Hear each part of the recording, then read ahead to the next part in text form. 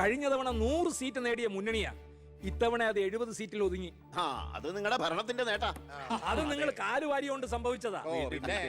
ഇങ്ങനെ പരസ്പരം പഴിയാലാതെ ഇനി എന്ത് വേണമെന്നാണ് ആലോചിക്കേണ്ടത്. എന്തൊക്കെ പറഞ്ഞാലും മുഖ്യമന്ത്രി രാജിവെക്കണം. രാജിവെക്കാൻ ഇവിടെ ആരും മുഖ്യമന്ത്രി ആയിട്ടില്ലടോ.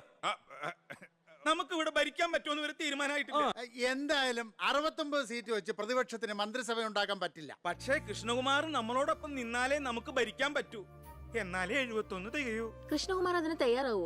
സീറ്റ് കൊടുക്കാത്തതിന്റെ ദേഷ്യം കാണില്ലേ? ഞാൻ ഇതിനെക്കുറിച്ച് അവനോടൊന്ന് സംസാരിച്ചു. അവൻ ഇങ്ങോട്ടൊന്ന് വരാമെന്ന അർത്ഥസമ്മതം മൂളിയിട്ടുമുണ്ട്.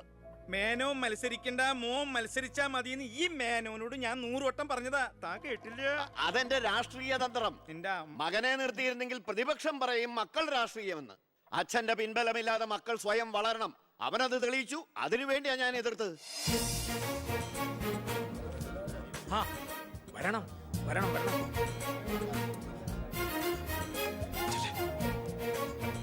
മിടുക്കൻ മിടുക്കൻ. എന്നോട് പിണക്കൊന്നും ഇല്ലല്ലോ. എന്തിന്? ഇത് പൊളിറ്റിക്സ് അല്ലേ? ഇവിടെ വേണ്ടത് സ്പോർട്സ്മാൻ സ്പിരിറ്റ് അല്ലേ? നീ ഇരിക്കടാ. അങ്ങോട്ടിരിക്കേ. വേണ്ട സാർ. കൃഷ്ണകുമാറിന്റെ പിന്തുണ ഞങ്ങൾക്ക് പ്രതീക്ഷിക്കാമല്ലോ അല്ലേ? ഞാൻ പിന്തുണച്ചാലേ KDF-ന് മന്ത്രിസഭ ഉണ്ടാക്കാൻ സാധിക്കുമെന്ന് എനിക്ക് നന്നായിട്ട് അറിയാം. ചെറുപ്പം മുതൽ പ്രവർത്തിച്ചു പോന്ന പ്രസ്ഥാനത്തിന്റെ കൂടെ നിൽക്കാൻ എനിക്ക് സന്തോഷമേ ഉള്ളൂ. പക്ഷെ ഒരു ഡിമാൻഡ് ഉണ്ട്. ആഭ്യന്തരം എനിക്ക് കിട്ടണം.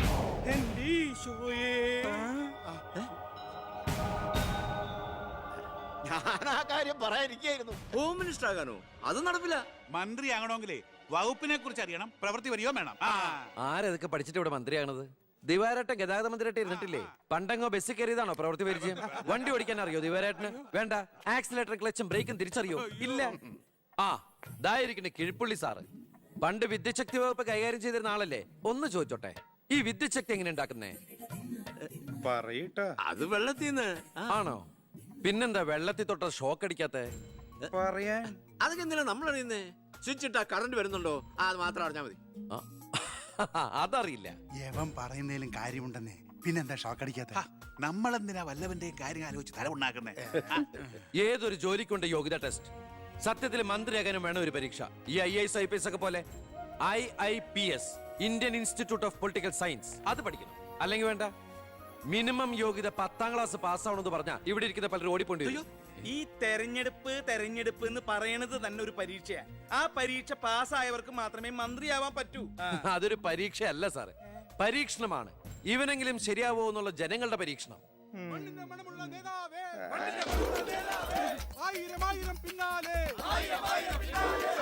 മതി, ഇനി നിങ്ങൾ ഇവിടുന്ന് ജയിച്ചോ. ഞാൻ പറയാതെ ആരും നിർത്തരുത്. മണമുള്ള നേതാവേ, ആയിരം ആയിരം പിന്നാലെ. എന്തിനാ ഇങ്ങനെ ഓരോന്നിനെ സൃഷ്ടിക്കണേ? അപ്പൊ സാറേ, എന്റെ കക്ഷി മത്സരിച്ച 3 സീറ്റിലും ഞങ്ങൾ വിജയം കണ്ടെത്തി കഴിഞ്ഞു. ഇവരുന്ന മന്ത്രിസഭയിൽ ആഭ്യന്തരം തന്നെ പിടിക്കാനാണ് എന്റെ തീരുമാനം. എങ്കിലും ഞാൻ ഇറങ്ങാണ്.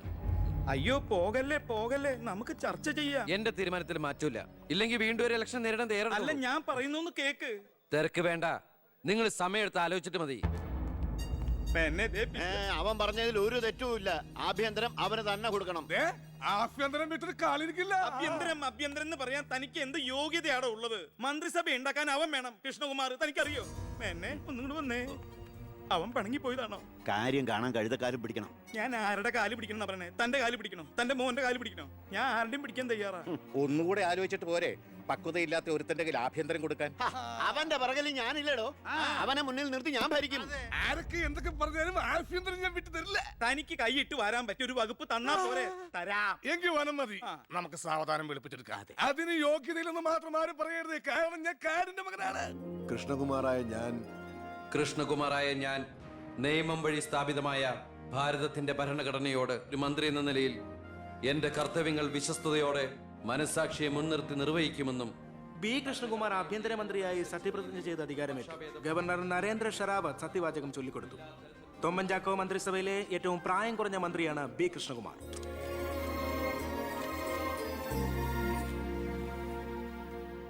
പുര കത്തുമ്പോൾ വാഴ വെട്ടുന്നു എന്ന രീതിയിലല്ലേ ഭൂരിപക്ഷം തികയ്ക്കാൻ ബുദ്ധിമുട്ടിയ KDF-ൽ നിന്നും നിങ്ങൾ ആഭ്യന്തരമന്ത്രി സ്ഥാനം വില പറഞ്ഞു വാങ്ങിച്ചത്? എനിക്ക് കിട്ടിയ അവസരവും ഉപയോഗിച്ചു എന്നുള്ളത് ശരിയാണ്.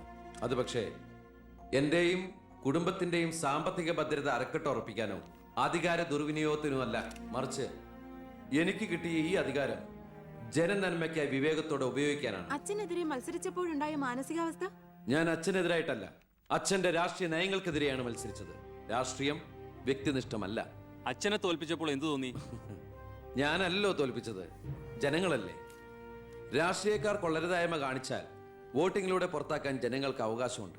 അപ്പോൾ താങ്കളുടെ അച്ഛൻ ശ്രീ ബാലഗംഗാധരൻ ഒരു കൊള്ളരുതാത്തവരും അഴിമതിക്കാരും ഒക്കെ ആണെന്നാണോ ബഹുമാനപ്പെട്ട മന്ത്രി പറയുന്നത്? ഞാനൊരു വ്യക്തിയല്ല ഉദ്ദേശിച്ചത്. അച്ഛൻ കുറ്റവിമുക്തനാണെന്ന് തെളിയിക്കപ്പെട്ട താങ്കൾ ഈ മന്ത്രിസ്ഥാനം ഒഴിഞ്ഞ് അദ്ദേഹത്തിന് വീണ്ടും ഒരു അവസരം നൽകുമോ? അച്ഛൻ നിരപരാധിയാണെന്ന് തെളിഞ്ഞാൽ പാർട്ടി ആവശ്യപ്പെട്ടാൽ എന്റെ മന്ത്രി പദവിയും MLA സ്ഥാനവും ഉപേക്ഷിക്കാൻ ഞാൻ തയ്യാറാണ്. കുറച്ച് സമയം, ഒരുപാട് കാര്യങ്ങൾ. അപ്പോ നമുക്ക് വീണ്ടും കാണാം.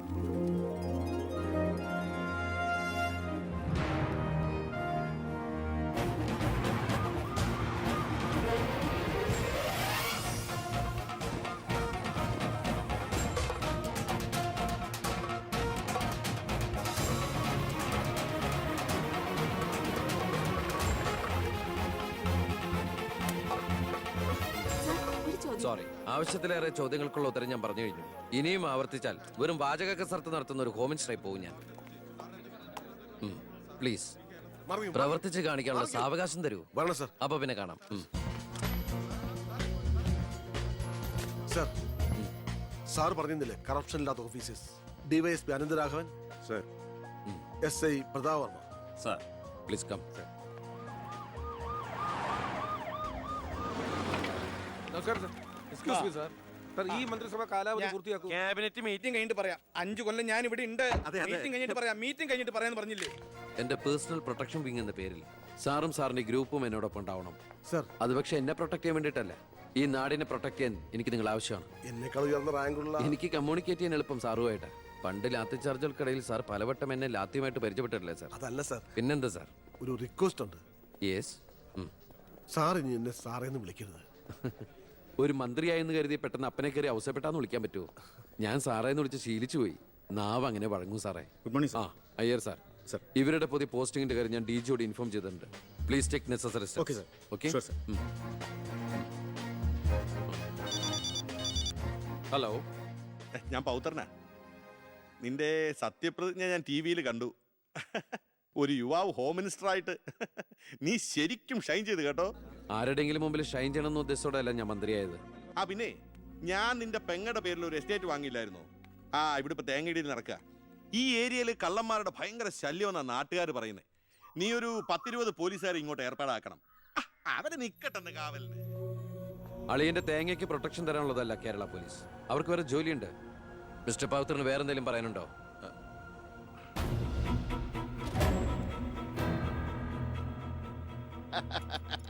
പല വകുപ്പുകളും കൈകാര്യം ചെയ്തിട്ടുണ്ടെങ്കിലും ആഭ്യന്തരം ഇതാദ്യ. മരുന്ന് പയ്യനല്ലേ, അവരെ എക്സ്പീരിയൻസ് ഇല്ലല്ലോ. അതുകൊണ്ട് ഭരണമൊക്കെ ഞാൻ തന്നെയാ. ആയിക്കോട്ടെ, വിളിയോട് വിളി. അത് പിന്നെ വിളിക്കാതിരിക്കൂ. ആ. സാറിന്റെ ലഗ്നം അപാരം. ഇനി അങ്ങോട്ട് ശുക്രദേശയാ. തട്ട് ചെണ്ടയ്ക്കും ഓ, തുട്ടുപാരാർക്കും. അങ്ങനെ. ഞാൻ ഉദ്ദേശിച്ചത് മന്ത്രിയായതിന്റെ ചെണ്ടോട്ടും ആഘോഷവും ഇരിക്കടാ. ഇരിക്കേ. അച്ഛാ, ഒരു മിനിറ്റ്. അനുഗ്രഹം മേടിക്കാനായിരിക്കും. ഓ, ചെന്നേ, ചെന്നേ. ആയിക്കോട്ടെ ആയിക്കോട്ടെ. ഈശ്വരേ. അച്ഛൻ അവിടെ ഇരിക്കേ. ഇത് മന്ത്രിയുടെ കസേരയല്ലേ? ഇവിടെ ഇരിക്കേണ്ട ഞാൻ ഇവിടെ ഇരുന്നില്ലെങ്കിൽ അവിടെ പട്ടി കയറിയിരുന്ന് ഇറങ്ങി. ഞാൻ ഉദ്ദേശിച്ചത് ഒരു ബനാന ടോക്കാണ്. പഴഞ്ചൊല്ല് ഷോ കയ്യിൽ നിന്ന് പോയി. ഉണ്ടായിരുന്നു. അച്ഛൻ ഒരുപാട് കൊല്ലായിട്ട് ഈ നാടിനു വേണ്ടി കഷ്ടപ്പെടുന്നതല്ലേ? ഇനി കുറച്ചു കാലം റെസ്റ്റ് എടുക്ക്. നമുക്ക് ആരോഗ്യമൊക്കെ നോക്കണ്ടേ? അതെ അതെ, മകൻ ഇവിടെ ഹോം മിനിസ്റ്റർ ആകട്ടെ, അച്ഛൻ ഇനി കുറച്ച് നാള് ഹോമിലെ മിനിസ്റ്റർ ആകട്ടെ. വേണ്ടല്ലേ? ആ അമ്മേ, ഞാൻ ഓഫീസിൽ എത്തിയുള്ളൂ. പിന്നെ അച്ഛൻ അങ്ങോട്ട് വരുന്നുണ്ട്. കുറച്ചു കാലം അവിടെ കാണും. സന്തോഷായില്ലേ? അച്ഛന് ഇഷ്ടപ്പെട്ട ആഹാരങ്ങളൊക്കെ ഉണ്ടാക്കി കൊടുക്കണം. പാലടയും പ്രഥമനൊക്കെ ആയിക്കോട്ടെ. വേണമെങ്കിൽ വീട്ടിലൊരു ATM കൗണ്ടർ ഞങ്ങൾ ഏർപ്പാടാക്കി തരാം. ATM? അതെ, എനി ടൈം മദ്യം ചുമ്മാ അടിച്ച് വീലായിട്ട് വാള് വെച്ചോട്ടെ സാർ. ഇനിയിപ്പോ ആര് ചോദിക്കാൻ? എന്തിനാ സാർ എന്ന് സമയം കളയുന്നത്? ഇപ്പൊ പോയ സന്ധിക്കുമ്പോ വീട്ടിലെത്താം. ഇവിടെ ഞങ്ങൾക്ക് 100 കൂട്ടം പണികളുണ്ടെന്നേ. അച്ഛനോട് നിന്നാലേ നമ്മുടെ പണി നടക്കത്തില്ല. ഓ, എന്തൊക്കെ ആഗ്രഹങ്ങളായിരുന്നു. പോകുന്ന പോക്ക് കണ്ടില്ലേ? CPU പോയ കമ്പ്യൂട്ടറിനെ പോലെ. സർ, കളക്ടർ ഗോപിനാഥൻ കാണാൻ വന്നിട്ടുണ്ട്. വെയിറ്റ് ചെയ്യാൻ പറയൂ. കുറെ നേരമായി വെയിറ്റ് ചെയ്യുന്നു സർ. കുറച്ചേരം കൂടി വെയിറ്റ് ഇട്ടയർ സാറേ. Okay sir. ഇയാൾ ആരാ? സ്വാമിനാഥൻ അയ്യർ M.Com LLB എന്റെ PA. അയ്യോ അപ്പൊ ഞാനോ? താൻ വേറെ 8ാം ക്ലാസ്സും കുസ്തിയില്ല. അപ്പൊ എന്റെ പോസ്റ്റ് എടോ, നിന്ന നിൽപ്പിൽ മറുകണ്ഠം ചാടിയ തന്നെ ഞാൻ എങ്ങനെ വിശ്വസിക്കാനാ? ഇനി തിരികെ അങ്ങോട്ട് ചെന്ന് അവിടെ വിശ്വസിക്കില്ല. അതെന്റെ കുറ്റമല്ല. അപ്പൊ ഞാൻ എന്ത് ചെയ്യും? ആ, താനെന്തെങ്കിലും ചെയ്യും. അയ്യോ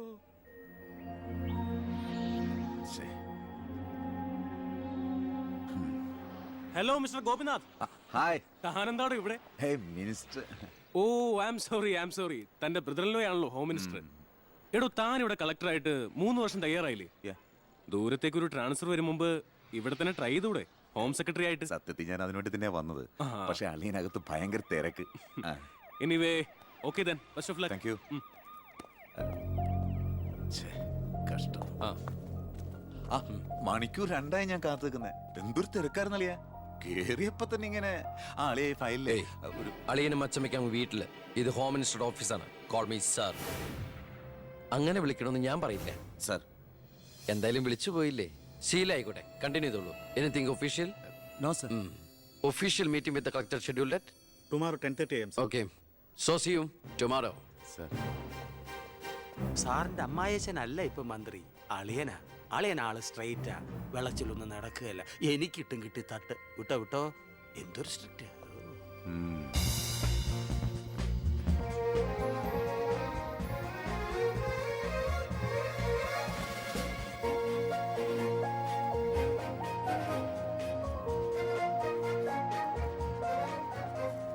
welcome to police conference. Please come sir.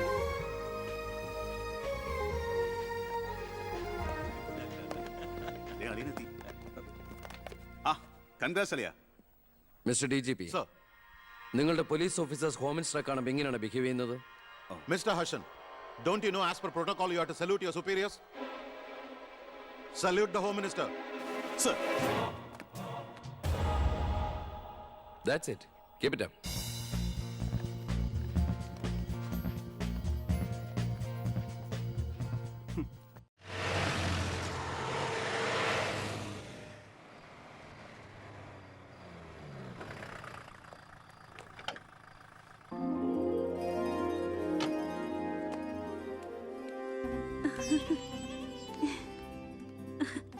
ഏട്ടാ, അമ്മേ,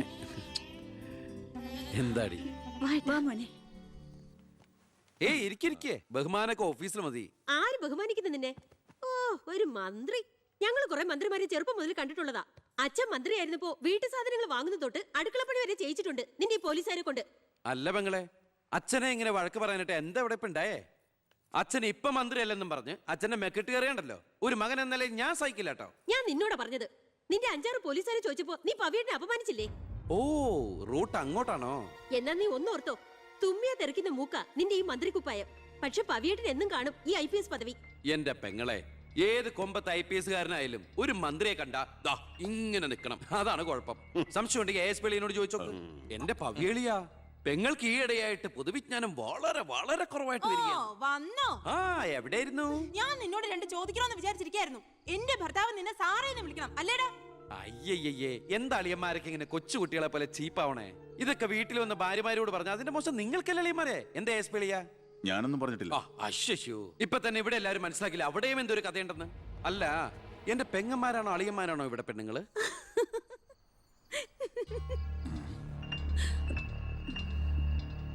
അച്ഛാ, അച്ഛനെങ്കിലും ഒന്ന് പറഞ്ഞു കൊടുത്തൂടെ കുട്ടികൾക്ക് ഓഫീസ് വേറെ വീട് വേറെ എന്ന്? എന്നെ മന്ത്രി കസേരയിൽ എഴുതിപ്പിച്ചു വിട്ടവൻ എന്നോട് മിണ്ടാൻ വരണ്ട. ഞാനല്ലോ എഴുന്നേപ്പിച്ചു വിട്ടത്, ജനങ്ങളല്ലേ. അച്ഛൻ ഇനിയെങ്കിലും മനസ്സിലാക്കണം, പൊതുജനം കഴുതയല്ലെന്ന്. അതെങ്ങനെയുണ്ട് അളിയന്മാരെ? എല്ലാരും പോവാണോ?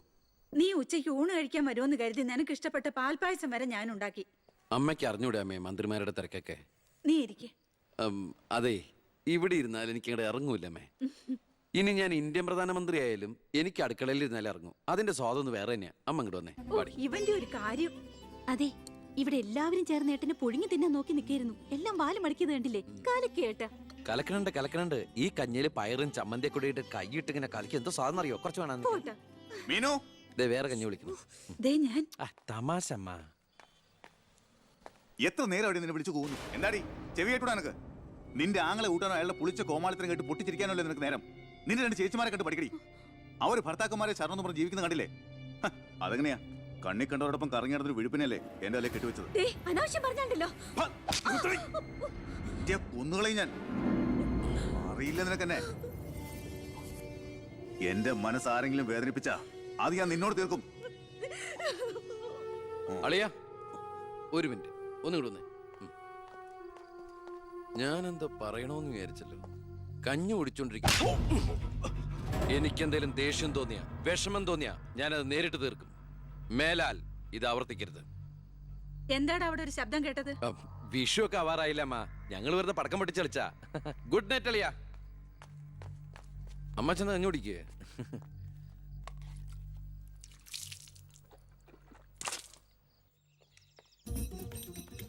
പത്രം വായിച്ചില്ലയോ? പുതിയ ആഭ്യന്തരമന്ത്രിയുടെ കൽപ്പന. വയറ് ഉറയ്ക്കാൻ പോലീസുകാർ രാവിലെ ഓടണമെന്ന്.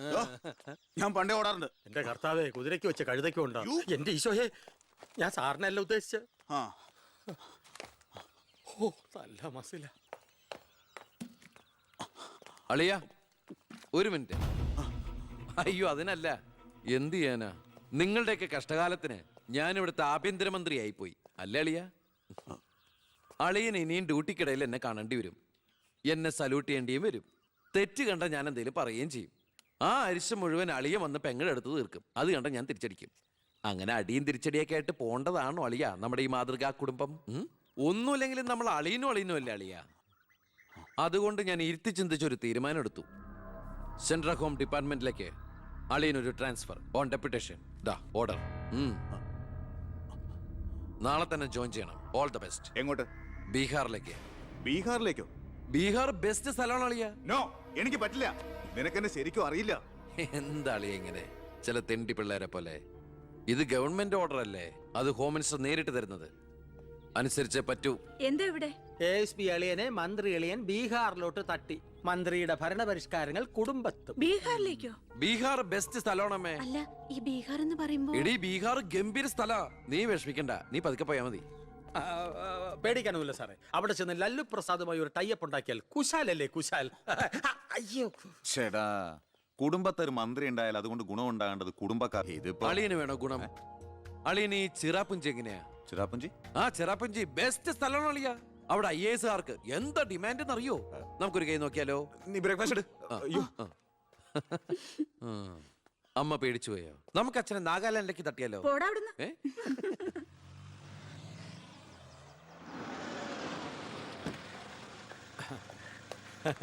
നമസ്കാരം. നമസ്കാരം. Good morning. Good morning.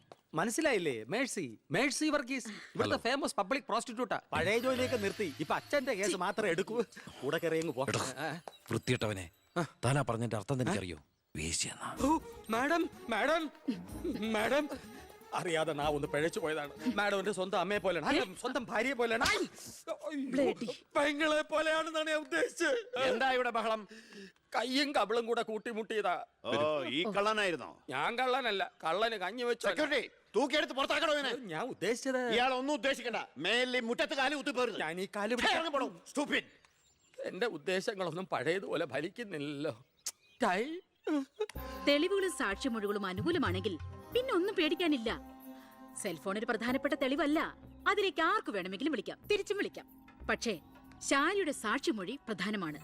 അതിലൂടെ മാത്രമേ വെട്ടൂർ ശിവനും ഈ കൊലയും തമ്മിലുള്ള ബന്ധം വാദിഭാഗത്തിന് തെളിയിക്കാൻ പറ്റൂ. ഈ വെട്ടൂർ ശിവൻ നിരപരാധിയാണെങ്കിൽ അച്ഛനും നിരപരാധിയാണ് അല്ലേ മാഡം? അതെ. അപ്പോ എങ്ങനെയും ശാരിയുടെ മൊഴി നമുക്ക് അനുകൂലമാക്കണം. അച്ഛൻ ആ കുട്ടിയോടൊന്ന് സംസാരിച്ചാ? ഓ, ഇവിടുത്തെ പഴയ ബാല്യക്കാരുടെ മോളാ അവള്. ഇനി ഞാൻ അവളെ കാല് പിടിക്കണമെന്ന് പറഞ്ഞാ? അച്ഛാ, ഇപ്പൊ ആവശ്യം നമ്മുടെതാ. അവൾ അനുസരിക്കും. അതിനുള്ള തന്ത്രങ്ങളൊക്കെ അച്ഛൻ അറിഞ്ഞൂടെ?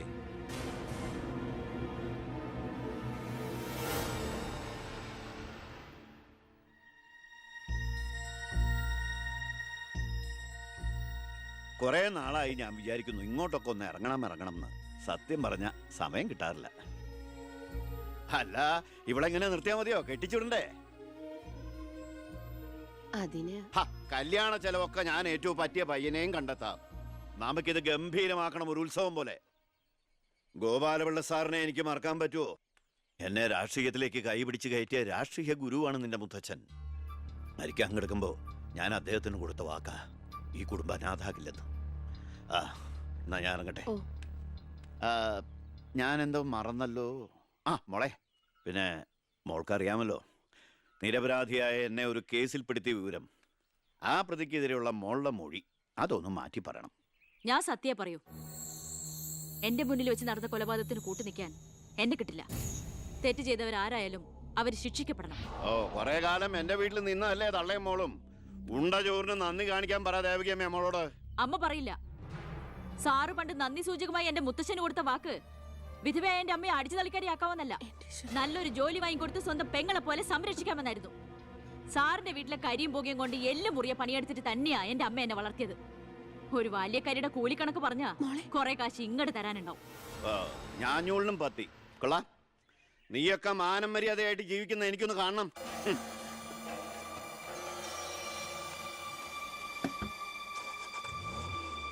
എടാ ഞാനാ. എന്താ ഏയ് നടക്കില്ലടാ. ഇന്ന് അച്ഛൻ അവളുടെ അടുത്ത് പോയി, നാളെ അവൾ അച്ഛൻ്റെ അടുത്ത് വരണം. അച്ഛൻ സമാധാനമായിട്ടിരിക്കുക, ബാക്കിയൊക്കെ ഞാൻ നോക്കിക്കോളാം.